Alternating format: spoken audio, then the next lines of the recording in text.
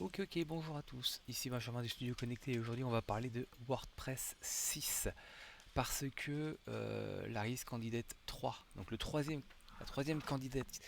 candidat à la mise en ligne de la publication de la version 6.0, donc une version majeure de WordPress, a été publiée le 17 mai, donc ça commence à être bientôt, donc on pense qu'on va avoir une version bien très prochainement de la je pense que le 24 mai, on aura la version de WordPress 6 qui sont assez confiants.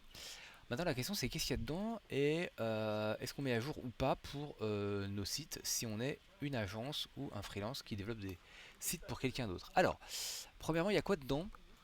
Il y a plein de choses, mais globalement, on peut parcourir cette page-là. Il y a le full site editing, c'est-à-dire ça, c'est une amélioration de Gutenberg, qui est l'éditeur de base de WordPress, dans lequel il va y avoir plus de flexibilité, il sera utilisé dans encore plus d'endroits dans WordPress, notamment dans les widgets de mémoire.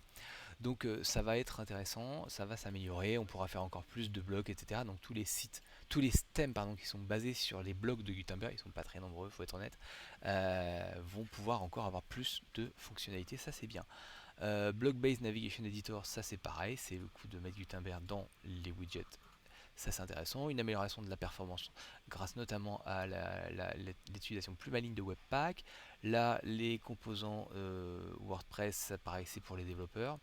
L'amélioration de la mise à jour automatique, donc l'auto-update, qui va encore évoluer, être un petit peu plus performante et notamment va prendre encore en compte l'upgrade automatique du core, des versions core de WordPress. Donc ça c'est intéressant. Vous pourrez choisir un langage préféré. Bon voilà, WordPress Notify va être probablement l'instant, s'ils arrivent à aller jusqu'au bout, de mettre en place un Notification Center dans le back-office de WordPress.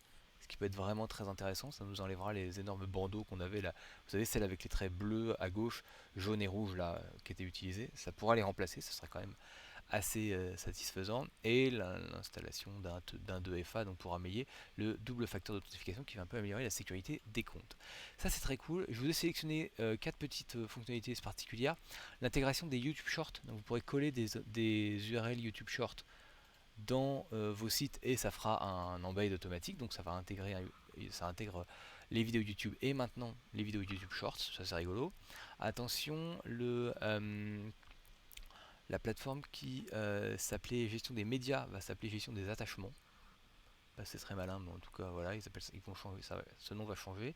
Ça, c'est l'amélioration de la performance. Ils vont le faire en améliorant, en upgradant la version de Webpack, qui est un outil qui optimise les CSS et les JavaScript. Donc ça, c'est une très bonne nouvelle.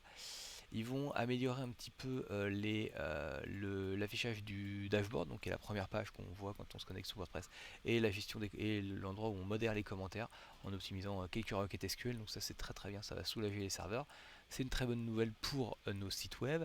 Et enfin, ils vont intégrer un truc qui s'appelle le concept de site avec beaucoup d'utilisateurs, voilà, large site. Et pour les utilisateurs les sites qui ont beaucoup d'utilisateurs, et ben ils vont pouvoir avoir des sites un peu plus rapides et configurés de manière un peu plus optimisée pour leurs besoins.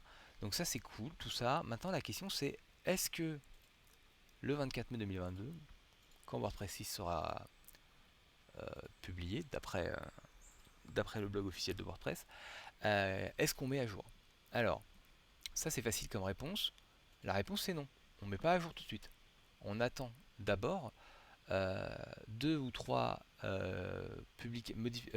updates mineurs de WordPress pour qu'ils intègrent les corrections de bugs qu'ils n'auraient pas trouvées sans l'aide de la communauté et d'une installation un peu plus massive de WordPress 6, et également d'attendre les corrections de sécurité qui auraient été détectées lors de la publication de WordPress 6. J'en parle pas là parce qu'il ne s'agit pas de la vidéo, mais évidemment attention à vos plugins. Ils risquent de ne pas être tous compatibles. La réalité c'est que vu ce qu'on vient de voir là, il y a assez peu de chances que ça change beaucoup de choses. Et à mon avis, il y a beaucoup de plugins qui vont se mettre à jour très facilement et qui ont quasiment pas besoin de modification pour être mis à jour et compatible avec WordPress 6, mais prenez le temps quand même, évidemment, faisons ça sérieusement, faites un test ou deux.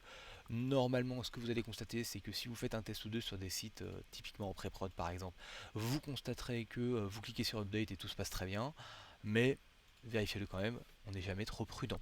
Voilà un petit peu, c'était la revue de Benjamin Aston du Studio Connecté. Si vous avez besoin qu'on développe des sites WordPress ou sur d'autres technos, pour vous, nous sommes un studio de développement à destination des agences.